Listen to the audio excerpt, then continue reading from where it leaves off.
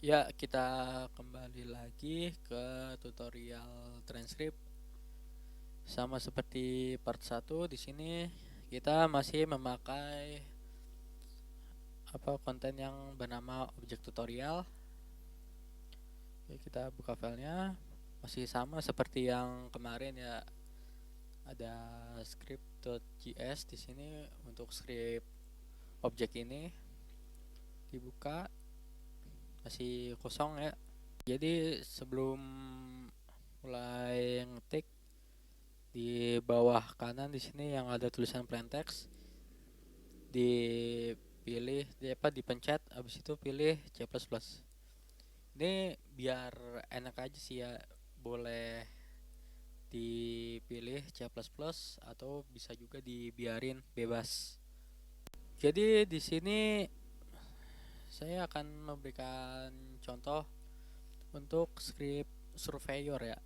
Script surveyor, jadi nanti itu meshnya akan ada yang hilang. Ini mesh 1, ini di bawah ya posisinya, warnanya kuning, ada tulisan mesh 1. Lalu di sebelah sini ada mesh 2. Mesh 2 ini berada di atasnya mesh 1, berwarna hitam ya, ada tulisannya mesh 2. Nanti kita akan mencoba memunculkan dan menghilangkan mesh 2 ya. Oke, untuk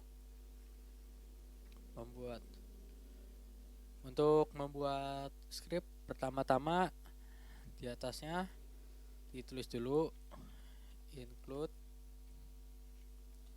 lalu petik. Karena ini adalah objek ya, jadi kita pakainya buildable.js. Kalau untuk lokomotif bisa pakai lokomotif.js atau vehicle.js, tapi saya rasa sih sebenarnya nggak terlalu ada pengaruhnya sih ya selama ini. Tapi nggak ada salahnya diikutin aja, bisa diikutin dari script yang lainnya ya. Oke, selanjutnya kita buat kelas. Misalnya kelasnya itu tutorial. Ini itu bebas ya, yang penting depannya itu huruf gede. Bebas namanya, bisa juga namanya script atau objek atau apalah, bebas. Lalu is class. Nah, ini yang di sini disamain dengan yang ini. Ini kan buildable.js, jadinya buildable.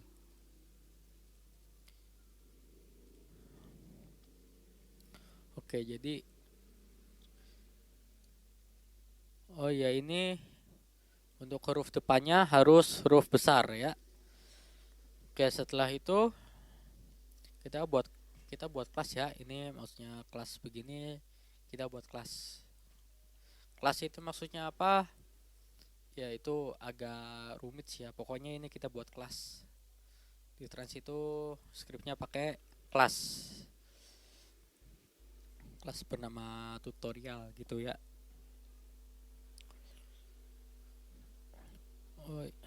Jadi untuk membuat kelas, nah setelah ditulis yang kelas bla bla bla ini, diberi kurung kurawal ya. Kurung kurawal buka, terus kurung kurawal tutup. Kalau kita buka kurung kurawal atau kurung biasa atau kurung siku, harus ditutup. Lalu khusus untuk kelas, di sini diberi titik koma. Terus untuk membuat script untuk surveyor, transkrip dia memiliki fungsi untuk apa itu namanya. Jadi ketika diklik objek propertiesnya, objek properties itu yang kalau kita di surveyor yang ada pilihan objek itu kan ada tanda tanya ya. Nah, itu objek itu untuk melihat objek properties itu. Jadi objek properties itu tulisannya bisa kita atur. Nah, transkrip ini memiliki fungsi untuk itu. Oh iya, fungsi itu apa? Fungsi itu seperti ini. Misalnya in function in x in y. Fungsi itu seperti ini. Jadi untuk membuat script untuk surveyor, seperti yang kita tahu ya, untuk mengakses scriptnya itu kan dipencet yang ada tanda tanya gitu ya di sebelah kanan. Di bagian objek kan ada tanda tanya gitu, terus objeknya dipencet, terus bakal muncul Windows ya. Itu namanya properties ya, object properties. Nah, untuk apa namanya mengatur tulisan yang ada di dalam Windowsnya itu, transkrip ini punya fungsinya ya untuk itu. Nah, fungsi itu apa? Fungsi itu yang seperti ini.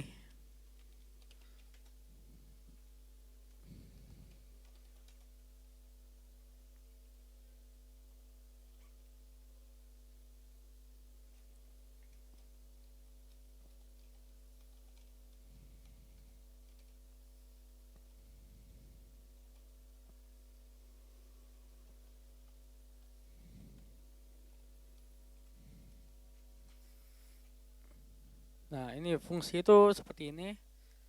Jadi ada namanya, lalu ada tutup kurung.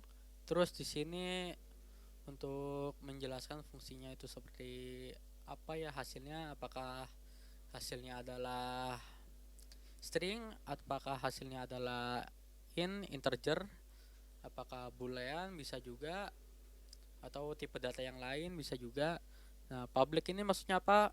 Maksudnya public itu dia nggak cuman berada di kelas ini, maksudnya dia gimana ya? Dia itu bisa diakses dari luar kelas ini. Ya emang agak ribet ya masalah kelas. Jadi di sini kita nggak terlalu apa, nggak bakal bahas kelas. Intinya seperti itu. Dan public ini juga biasanya cuma digunakan di fungsi-fungsi yang dia ini dipakai dari trenchnya ya. Ya agak ribet lah ya masalah fungsi. Intinya itu kalau mau buat apa script untuk surveyor, kita pakai ini. Ya tulisan ini public string get description HTML, habis itu dalam kurung void, habis itu jangan lupa tutup kurung ya karena di sini ada buka kurung. Nah, setelah itu kita pakai kurung kurawal. Untuk fungsi kita akan bahas lain waktu. Oke, jadi setelah membuat fungsi ini, kita buat variabel ya. Variabel bernama HTML yang tipenya adalah string. Jadi string, tipe datanya string. String itu adalah tulisan ya, maksudnya string. Jadi isinya dari variabel itu adalah tulisan. String HTML. Jadi kita membuat variabel bernama HTML yang tipe datanya string. Jadi di dalam variabel HTML ini akan berisi kode-kode dari bahasa HTML. HTML itu adalah Hypertext Markup Language. Itu adalah bahasa yang digunakan untuk membuat web ya. Bahasa yang digunakan untuk membuat web. Jadi web itu situs-situs dasarnya adalah bahasa HTML. Oke, jadi setelah itu diberi seperti ini inherited, kita memanggil fungsi inherited ya, bacanya apa sih ini, pokoknya tulisannya inherited. Jadi untuk memanggil fungsi itu seperti ini ya, ditulis nama fungsinya, habis itu kurung buka, kurung tutup. Ada juga yang di dalam kurung ini ada isinya. Kita akan bahas itu nanti di part berapa, entahlah. Yang pasti akan kita bahas nanti, insya Allah. Nah, terus di sini ada plus ya, tadi saya ketik plus. Nah, setelah plus ini kita akan memasukkan kode-kode HTML-nya. Mungkin ini bisa di bawah aja ya biar enak. Jadi maksudnya seperti ini, HTML itu isinya adalah apapun itu yang ada di inherited ini ditambah nanti kode HTML yang akan kita masukkan. Misalnya kita tulis seperti ini, hello world. Jadi nanti ketika kita buka Windows propertiesnya dari objek ini, dia akan muncul tulisan hello world. Terus jangan lupa di akhirnya itu diberi titik koma. Maksudnya itu kita menutup tulisan yang akan dimasukkan ke HTML. Jadi tulisan yang dimasukin ke HTML ini kan hello world gitu kan ya. Terus udah selesai, habis itu dikasih titik koma. Jadi ditutup gitu. Jadi inherited ini masuk HTML, setelah masuk itu hello world masuk ke HTML. Habis itu udah nggak ada yang kenapa ini begini. Habis itu kan udah nggak ada yang dimasukin lagi.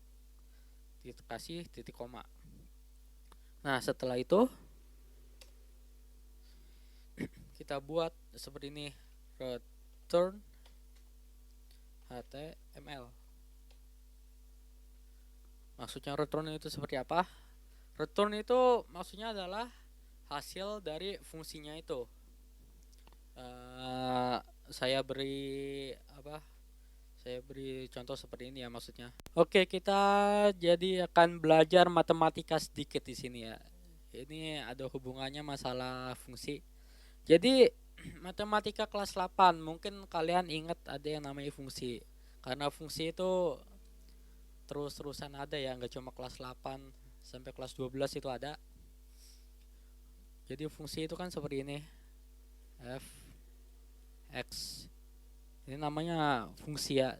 Kalau di matematika itu seperti ini. Jadi ya sama kayak yang tadi. Ini namanya terus kurung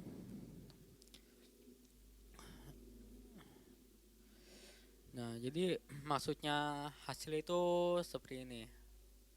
Misalnya di dalam fungsinya itu X pangkat 2. Nah, kalau misalnya X-nya ini kita ganti jadi misalnya 2, maksudnya X-nya itu dimasukin angka 2 ya. Jadi X-nya 2, jadinya 2 pangkat 2. Nah, hasilnya itu 4. Nah, maksudnya return itu seperti ini. Jadi ada fungsinya, lalu diolah datanya. Nah, returnnya itu ini 4. Nah, ini juga sama. Dia akan return HTML. Hasilnya adalah apa yang ada di dalam HTML. Nah, hasilnya ini dia akan dimunculkan di dalam Windows yang properties tadi, yang objek itu ya. Di save dulu. Oke, terus kita pindah ke sini, klik kanan, view errors dan warnings. Pakai error ya, tidak ada yang salah ya, 0 error, 0 warnings. Oke, jadi kita udah ada di Surveyor. Kita buka propertiesnya, pencet ini ya yang tanda tanya di bagian objek, atau bisa juga kalau di PC pencet N terus pencet objeknya. Nah, ini udah Nah, di properties ini muncul ya hello world yang kita tulis tadi akan muncul di sini. Nah, berarti script kita berhasil. Ya, kita kembali ke script lagi. Oh iya, untuk HTML ini kalau mau belajar ada situsnya, yaitu W3 School, W3 School gitu, W3 SCHOOL. Nah, lalu untuk kita kan di sini mau buat itu ya agar meshnya bisa hilang dan muncul. Nah, agar meshnya bisa hilang dan muncul, kita perlu cari tahu dulu caranya bagaimana. Nah, hilang dan muncul itu kan state gitu ya. Apa sih namanya state itu bahasa Indonesia ya? Ya kondisi lah, kondisi, bisa dibilang kondisi. Nah, untuk kondisi kan ada kondisi hilang dan muncul.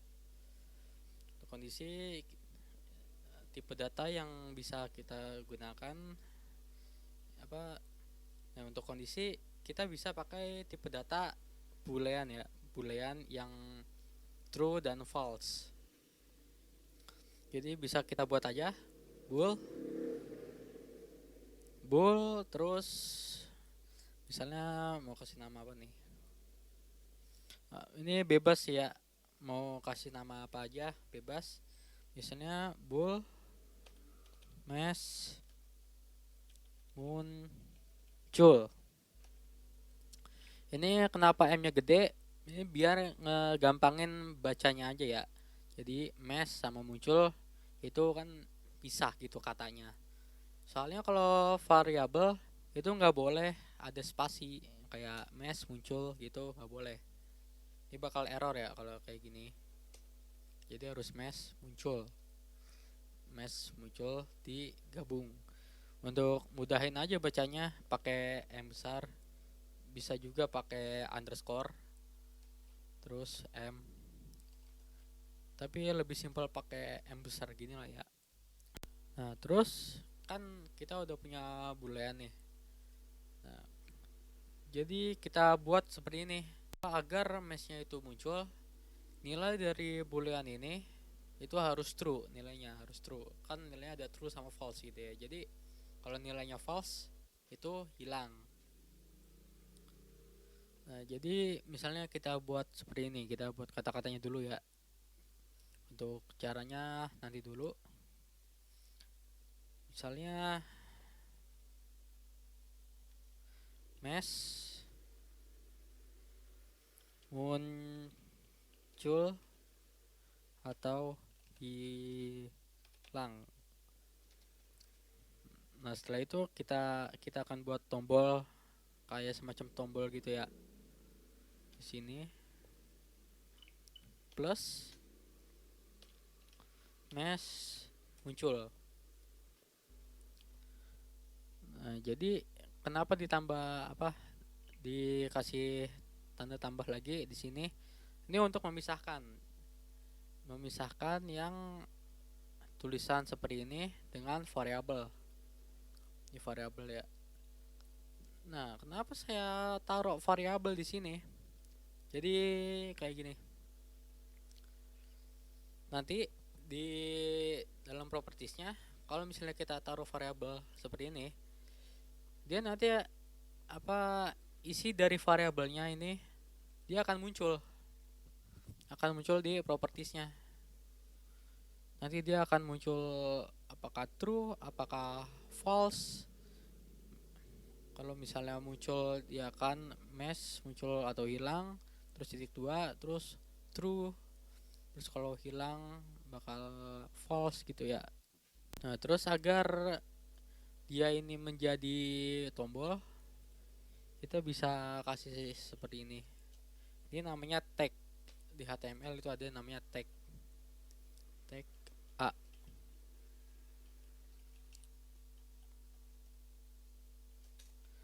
Tag A, terus ini ditutup.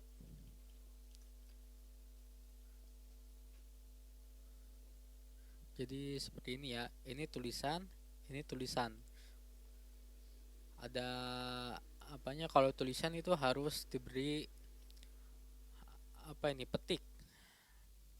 Jadi untuk membuka seperti ini A, lalu untuk menutup ditulis tagnya, tapi sebelum tagnya ada garis miring. Ini kalau misalnya nggak ditutup, misalnya kita buat tulisan lagi, dia akan ngikutin ini, yang A ini, dia akan jadi tombol gitu terus ke bawah. Nah lalu di dalam tag ini, setelah nama tagnya yaitu A, terus sebelum ditutup itu ada namanya atribut. Jadi ada tag, ada atribut, itu HTML ya, materi HTML. Jadi kita di sini belajar HTML sedikit. Nah, lalu ada atribut namanya ref. Jadi ref ini untuk menghubungkan tombolnya dengan apa yang dituju. Kalau di situs gitu ya, di web, misalnya kita buat tombol, kalau dipencet dia akan menuju ke YouTube misalnya, ke youtube.com. Jadi ref ini bisa diisi ref sama dengan youtube.com. Jadi kalau misalnya apa yang ada di dalam A itu dipencet, tombolnya itu dipencet, dia akan menuju ke YouTube, ke youtube.com itu. Atau ke situs lain misalnya Facebook, dia akan ke facebook.com. Nah kalau di trans itu kita hubungkan ke dengan script yang akan digunakan ya. Misalnya di sini kita akan menghubungkannya dengan script yang akan digunakan untuk menghilangkan atau memunculkan mesh itu. Jadi caranya seperti ini. Live garis miring terus property. Habis itu namanya. Untuk namanya itu bebas ya. Misalnya di sini saya kasih nama muncul hilang. Nah, jadi tombol ini kita hubungkan ke sini. Jadi ada fungsi lagi. Ini fungsi apa dari transkrip juga ya.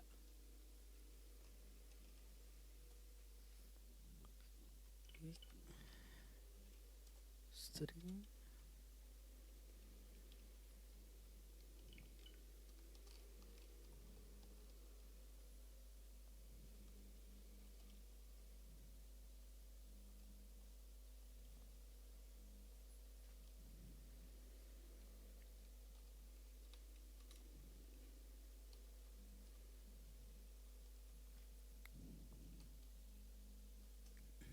ya, jadi namanya fungsi ini get property type. Terus di dalam kurungnya ada seperti ini. Jadi ini maksudnya kita akan memunculkan apa? Kita akan memasukkan dari nama ini ke sini. Jadi akan otomatis ya, apa, transkrip ini memasukkan nama ini ke sini. Ya kita akan bahas nanti ya untuk lebih mendalam dari fungsi itu. Terus di sini string result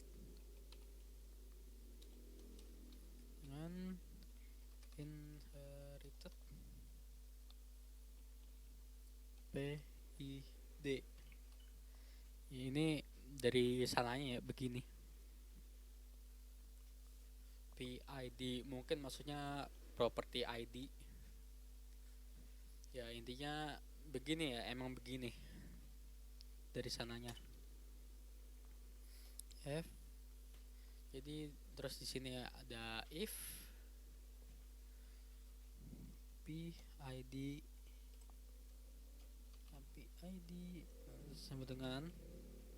sama dengannya 2 kali. Habis itu ada petik. Nah petiknya itu ikutin ini namanya. Ini kan muncul hilang, disamain ya, disamain sama ini. Lalu result result sama dengan link. Nah, terus return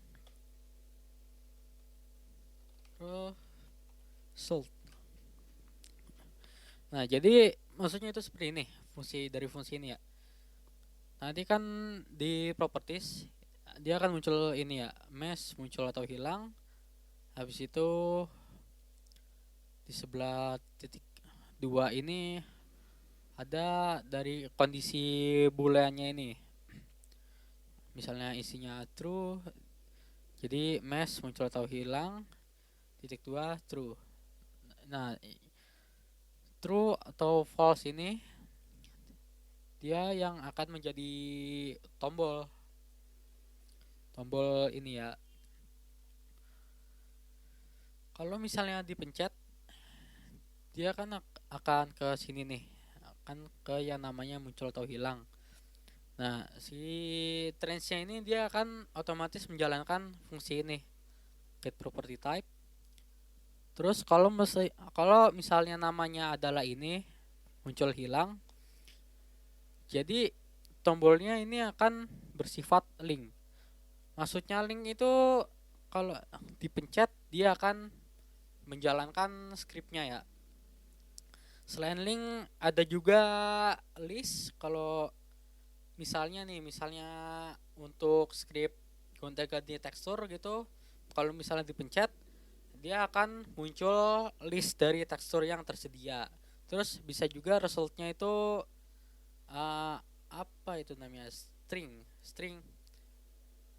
Kalau misalnya string itu dia akan muncul kotak untuk mengetik ya. Misalnya nama nih, untuk apa, misalnya script untuk mengubah nama. Kalau misalnya dipencet tombolnya gitu, dia akan muncul kotak buat memasukkan namanya. Nah, di sini kita pakai link. Jadi kalau dipencet dia akan langsung menjalankan scriptnya. Kalau misalnya dipencet sekali, misalnya awalnya itu muncul nih. Kalau misalnya dipencet sekali dia akan hilang, terus dipencet lagi dia akan muncul lagi, dipencet lagi hilang lagi, dan seterusnya. Nah, oke, setelah itu ya pokoknya ikutin aja ya kayak gini. Nah, oke, setelah itu kita buat fungsi bawaan range lagi, public void link property value.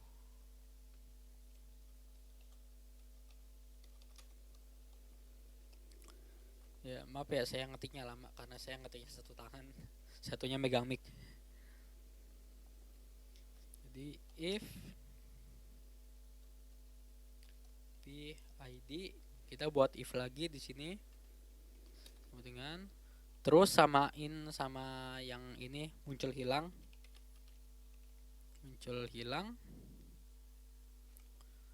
Terus kurang kurawal, sekarang if-nya pakai kurung kurawal. Kenapa? Karena di sini kita akan di dalam if-nya itu akan ada lebih dari satu baris. Kalau ini cuma satu baris doang ya.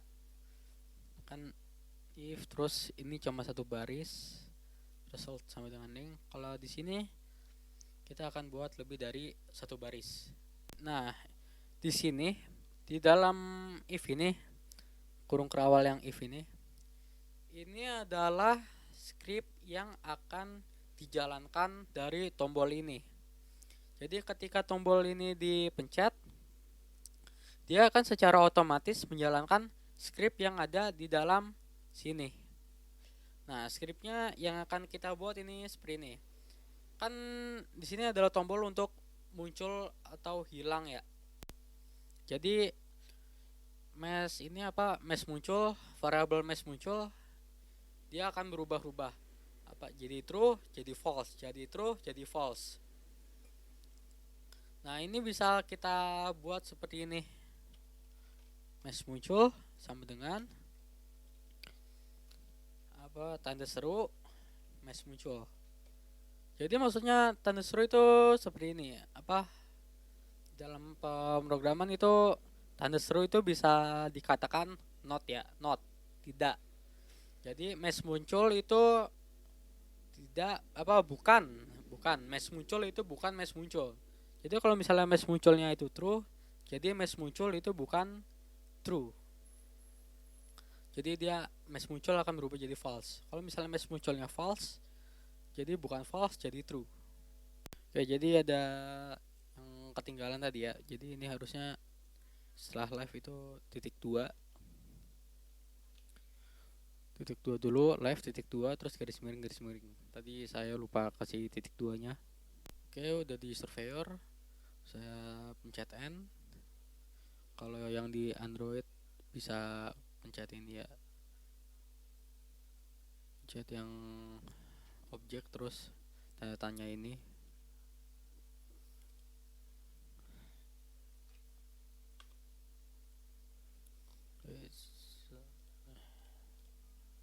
Nah, di properties ini sama seperti yang tadi kita tulis ya, mesh muncul atau hilang, habis itu false. False ini adalah kondisi dari booleannya tadi, isi dari booleannya. Isinya ada false. Ini karena secara default kalau misalnya nggak kita atur isinya, boolean itu akan menghasilkan false ya, akan berisi false. Ini kalau kita pencet, di sini tidak terjadi apa-apa dan di sini jadi true. Karena tidak kita atur, jadi secara default itu false.